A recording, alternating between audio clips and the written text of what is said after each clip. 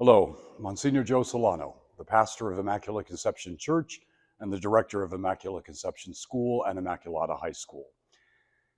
You know, mental health professionals tell us that this season is extremely difficult for millions of Americans. Crisis intervention hotlines are flooded with calls.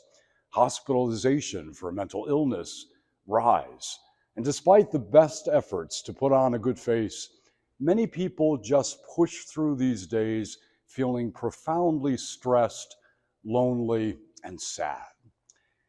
You know, without a doubt, it would be nice to celebrate Christmas with something that looks like peace on earth, goodwill to men. It would be nice to sit down at a dinner table in peace with a family that is intact, without the sometimes overwhelming stresses we all experience.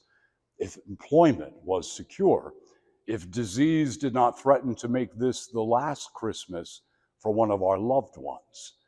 It would be nice to live in a world where nations strive for peace and justice with as much determination as they do for prosperity and political dominance, where neighbors actually know each other's names, where we can send our children to school without fearing for their safety. But sadly, this is not the real world we live in, nor is it the real world into which the Son of God comes. The Lutheran pastor Dietrich Bonhoeffer once wrote, "We have become so accustomed to the idea of divine love and God's coming at Christmas that we no longer feel that shiver of fear that God's coming should arouse in us.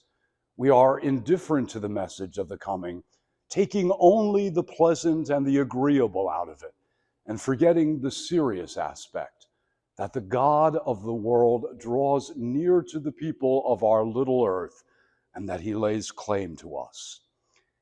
If his words sound like a departure from the usual pleasantries of Christmas, then you need to know this.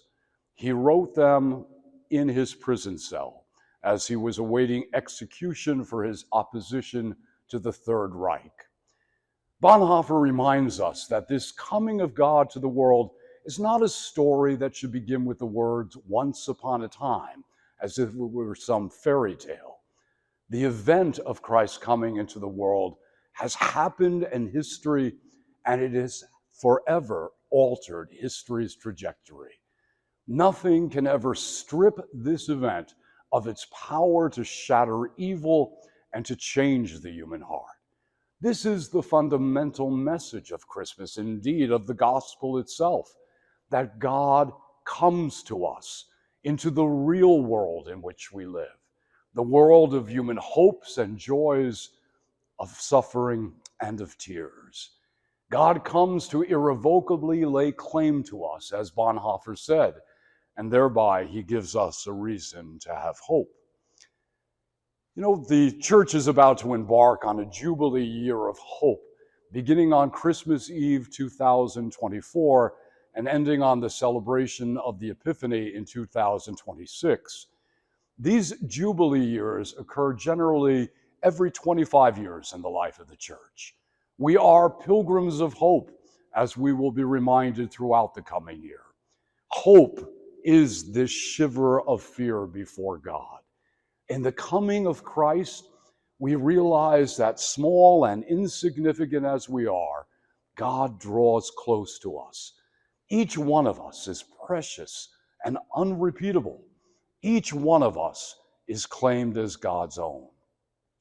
It is my prayer for you this Christmas that you will be shaken to the core, as Bonhoeffer said, by this message of hope, and that you may know, in spite of whatever sorrows, burdens, or fears you carry, that God draws close to you, and that our hope is now realized in the child once born in poverty and obscurity in David's own city of Bethlehem. May hope shake you to the core this Christmas, and may we shake the world with this same message of the God who irrevocably lays claim to us. Merry Christmas, my friends.